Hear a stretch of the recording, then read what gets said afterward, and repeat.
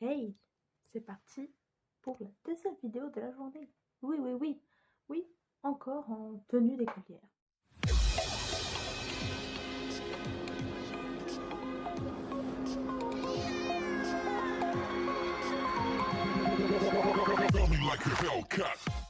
Hey les gens, j'espère que vous allez bien. Aujourd'hui, je vous retrouve pour une vidéo où j'avais hâte de commencer, même si je vous montre que 3 films du studio Ghibli. Aujourd'hui, on va parler du studio Ghibli. Pourquoi? Parce que j'ai commencé à regarder à l'âge de 12-13 ans et c'était mon premier avec Princesse Mononoke. Je vais vous présenter mes trois que je connais parce que je vous avoue qu'en ce moment, je regarde plus Attaque des Titans et d'autres séries en même temps. Donc j'avoue, j'ai laissé tomber Ghibli et j'ai laissé tomber d'autres mangas, surtout des livres mangas et d'autres livres. Voilà. C'est pour ça que je fais toujours pas de vidéos sur mes livres. Je sais que vous aimez bien ce genre de vidéos-là pour certains. J'ai très envie d'en faire d'autres, mais malheureusement, j'ai pas trouvé le temps. Pourquoi? Parce que Attaque des Titans, c'est pour moi une œuvre assez spéciale, mais une œuvre pour moi. Voilà, bref, je m'étale. On va commencer tout de suite parce que cette intro, pardon, et en plus j'ai du mal à parler, est beaucoup trop longue. Donc voilà, je vous présente 3 films Ghibli. Donc c'est parti. Alors, le premier film d'animation de Ghibli que j'ai vu, j'avais 12-13 ans comme je vous l'ai dit précédemment, et c'est un de mes préférés, voilà. Les deux autres, voilà, ils sont bien, mais celui-là, il reste vraiment dans mon cœur. C'est le premier que j'ai vu et j'ai accroché au personnage. Je suis tombée amoureuse du dessin, de l'ambiance, bon, malgré que à certains moments c'est assez gore, voilà. Mais j'ai aimé la façon de voir les choses, voilà. C'est vraiment une histoire assez, comment dire, spéciale, on va dire. C'est évidemment Princesse Mononoke. J'adore le personnage principal, donc Princesse Mononoke. Donc, je vous fais un bref résumé. En gros, Ashitaka, le garçon euh, dans l'histoire, c'est un des personnages principaux aussi, enfin, c'est plus lui qu'on va suivre lors de son aventure, a voulu protéger son village d'une bête qui était contaminée, on va dire. Malheureusement, il s'est fait maudire, bref, vous avez compris. Et le but, en fait, c'est qu'il voudrait rencontrer un dieu de la forêt qui peut essayer de le faire guérir. Donc, il va rencontrer plusieurs personnages et tout. Il va vivre beaucoup des mini-aventures et tout. Et franchement, au fur et à mesure de l'histoire, tu veux vraiment savoir comment il pourrait faire. Et tu vois au fur et à mesure de l'histoire comment les gens vivent à cette époque-là. Voilà. J'ai beaucoup accroché à l'histoire et je suis tombée amoureuse évidemment de la princesse Mononoke, voilà. Et en plus, ses frères et sa mère adoptive, c'est des loups. J'adore les loups. C'est pour ça que je veux me faire un tatouage sur le loup. C'est pour ça que j'ai commencé ma mini-série sur les tatous avec un loup. Bref, je m'éparpille encore une fois. J'aime beaucoup cette histoire. Pourquoi? Parce qu'elle m'a beaucoup touchée. En plus, ça concerne les animaux, la déforestation, tout ça. Et évidemment, ces animaux parlent. Pour ceux qui sont fans de Disney où les animaux parlent, on est ravis pour celui-là. Donc si vous ne connaissez pas, c'est Princesse Mononoke. Il me semble qu'il y a encore sur Netflix. Le voyage de Chihiro. J'ai eu un petit coup de cœur pour cette gamine. Ça m'a beaucoup plu et je me suis beaucoup retrouvée en elle quand j'étais petite. Parce que quand j'étais petite, donc toujours actuellement, j'étais une enfant. Enfin, j'aimais beaucoup être avec mes parents, être avec ma grande sœur, et ensuite avec mon petit frère et tout. Mais j'étais une fille très, je dis pas sage, et très solitaire. Voilà, j'aimais bien être avec ma famille et tout. Mais j'aimais bien être aussi enfermée dans ma chambre, jouer avec mes petites figurines, dessiner 3 babioles, faire mes petites histoires moi toute seule. Je jouais même à la maîtresse toute seule, voilà, voilà. Bref, et je me suis beaucoup retrouvée en elle parce que je sens cette petite fille qui s'appelle Shiro, qui se sent très seule dans cette aventure, malgré qu'elle est beaucoup entourée, il n'y a pas de souci, mais c'est le sentiment d'être beaucoup entourée, mais tu te sens quand même seule. Et je me sens beaucoup retrouvée en elle, sa petite histoire avec les parents qui se croient tout permis alors que non. Enfin, je me retrouve pas au niveau des parents, je me retrouve beaucoup en elle, qui se sent assez seule et tout, qui en manque de sa famille, elle veut la retrouver.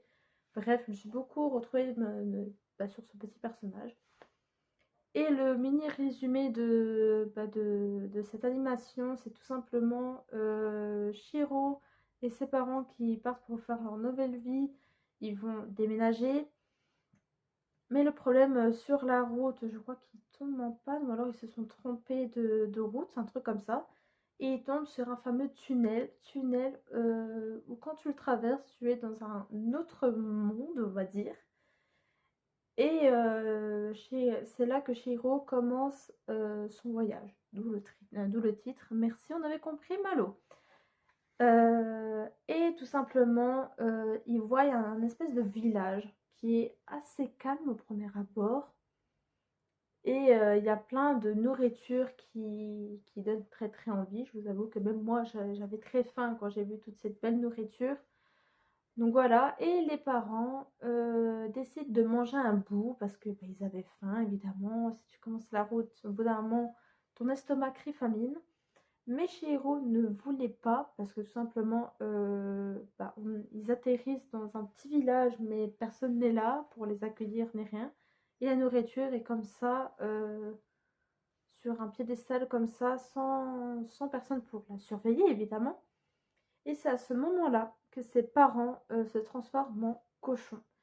Donc ça l'inquiète beaucoup, elle ne comprend pas pourquoi, et c'est là qu'elle rentre dans un monde très magique, très fictif, très mystérieux et tout. Et c'est au fur et à mesure de son aventure, son but pour elle, c'est de retrouver ses parents, mais aussi sauver quelques personnes. Donc vous allez voir, j'ai pas envie de vous spoiler, je vous dis juste la petite partie, le petit début. J'ai beaucoup aimé, en plus le dessin est très très joli, c'est super beau, les musiques aussi, enfin les musiques d'ambiance et tout, tu es vraiment dedans et tu t'y croirais presque. Donc voilà mon avis pour le voyage de Chihiro, je me suis beaucoup reconnue en elle. Dernier film d'animation du studio Ghibli qui est Le Monde des Chapardeurs, si je prononce bien. Le monde de Chapardeur, je l'ai connu grâce à une de mes collègues de travail. En gros, elle avait décidé de faire une journée. Donc, je reprécise pour certains, je suis animatrice dans un périscolaire. Et en général, dans les périscolaires, on aime bien faire des activités soit avec thème ou soit sans thème. Elle avait fait un thème sur les studios Ghibli. Voilà, apprendre aux enfants qu'il y a des animations, des films japonaises qui sont très très beaux et des classiques à voir, je pense. Et elle avait fait plusieurs activités dans les thématiques, sur le voyage de Chihiro, Princesse Mononoke, je crois, et plein d'autres, qu'elle a fait un thème toute une journée là-dessus. Et moi, je l'ai aidé à surveiller les enfants l'après-midi, si je ne me dis pas de bêtises. Je l'ai aidé à surveiller les enfants parce que l'après-midi, après, c'était film d'animation, donc qui est Le Monde des Chapardeurs. Voilà. Alors, Le Monde des Chapardeurs, qu'est-ce que c'est? C'est un monde où ça ressemble un peu au Minimoys, je vais pas vous mentir, mais à des personnes qui sont très très très très petits. Alors, appelez ça Minimoys, lutin, fée, enfin. Dans ce, dans ce film d'animation, c'est les chapardeurs. Et les chapardeurs, c'est quoi? Ils vivent en volant des petites choses aux humains. Voilà, parce qu'il y a le monde des humains et le monde des chapardeurs qui sont 1000 fois plus petits que nous. Et ils nous voient des petits objets pour faire leur petite maison, etc. Et le problème, notre héroïne principale, sans faire exprès, elle aime bien observer les humains, leur voir comment ils vivent, comment ils parlent entre eux, etc., leur vie quotidienne. Et malheureusement, ou heureusement, on ne sait pas, enfin je ne sais pas comment dire ça, elle s'est fait voir par un humain alors que ses parents lui ont dit strictement ne pas aller vraiment près des humains. Donc voilà, petites aventures et tout, les humains essaient de l'aider, enfin l'humain essaie de l'aider, elle aussi, enfin il y a beaucoup d'aventures et c'est pareil. J'aime beaucoup l'histoire, ça m'a beaucoup touchée, c'était très mignon à voir, franchement, voir tout en format minuscule et voir leur vision des choses, bah, qu'eux ils voient en très très grand. Ça m'a beaucoup plu, j'ai beaucoup aimé celui-là, ça m'a fait un petit coup de cœur aussi. Donc voilà, bon après, vous allez me dire, j'en ai que 3, voilà. C'était pas si, mais c'est un de mes préférés, je pense, qui va rester, bah, dans mon top 3, hein. Je n'ai vu que 3, donc voilà. J'ai beaucoup aimé et puis ça m'a rappelé, bah, évidemment les aventures de Arthur dans les Minimoys. J'ai bien aimé, franchement, c'est, encore une fois de la fiction, enfin après on sait pas s'il y a des chapardeurs, qui sont dans notre monde réel actuel. Mais franchement, ça m'aurait pas plu. Au moins, je comprendrais où sont passées mes chaussettes. Parce que j'en ai plus qu'une pour chaque paire. Donc voilà. Je me dis, bon bah c'est peut-être les chapardeurs qui m'ont chapardé mes chaussettes. Et toi-même, tu sais, toi aussi, tu as plus qu'une paire de chaussettes de chaque. Bref, j'ai beaucoup aimé cette animation. Et je vous invite aussi à le regarder parce que bah, tu te poses, tu regardes ce film et franchement, tu es transporté dans un autre univers. Et c'est ça que j'aime dans le studio Ghibli, c'est que chaque film d'animation est différent. Voilà, il n'y en a pas un qui est dans le même monde ou quoi. Enfin, jusqu'à maintenant, je pense que, que c'est comme ça. Mais après, voilà. J'ai beaucoup aimé et bah, c'est mon top 3 que je vous présente. Et voilà, ma vidéo est terminée sur le studio Ghibli. Donc certes, j'en ai vu que 3, mais c'est mes 3 coups de cœur, voilà, que j'ai bien accroché. Princesse Mononoke, comme je vous l'ai dit, je l'ai vu au moins 3 fois. Le voyage de Chihiro, je l'ai vu 2 fois. Le monde de Chapeauteur, je l'ai vu qu'une fois, mais j'essaie de le trouver sur Netflix. Il n'est pas encore sorti sur Netflix, donc j'attends. Et j'ai hâte de le revoir parce que bah, comme je vous l'ai dit, je surveillais en même temps les enfants qui regardaient le film parce qu'il y en a évidemment, ils chahutent pendant le film, donc c'est très difficile de se concentrer, mais franchement, c'était pas mal. Et puis en plus, pour des enfants de l'âge qu'on a gardé à ce moment-là, franchement, c'était pas mal. C'était ni trop ennuyant, ni trop difficile à comprendre pour les plus petits qui étaient avec nous ce jour-là. Bref, je suis très très contente de vous avoir présenté. J'avais hâte de filmer cette vidéo. En plus, c'est les 3 que je connaisse le plus. Dites-moi en commentaire lesquels que je dois absolument voir, que c'est vraiment c'est des classiques. Dites-moi. Je sais qu'il y a mon voisin Totoro qui est partout à chaque fois que je demande du Ghibli. Surtout quand je demande pour les dessins, pour voir ce qu'il y avait et tout. Et à chaque fois, c'était mon voisin Totoro. Donc dites-moi si c'est un bon film d'animation, le monde de Totoro, ou mon voisin Totoro, je sais plus. Bref, c'est avec un grand monstre gris, lapin, enfin je sais pas encore. Dites-moi s'il est pas mal et puis conseillez-moi aussi d'autres films d'animation du studio Ghibli, ça pourrait être pas mal, ou alors d'autres studios d'animation. Je suis libre de les regarder évidemment, enfin conseillez-moi. Voilà, je vous attends dans les commentaires.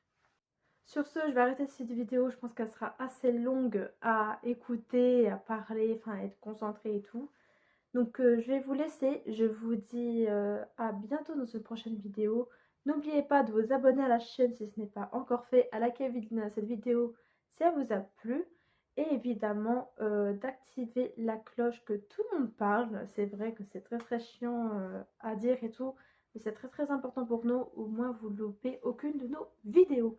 Sur ce, je vais vous laisser. Je vous dis à bientôt dans une prochaine vidéo. La bise!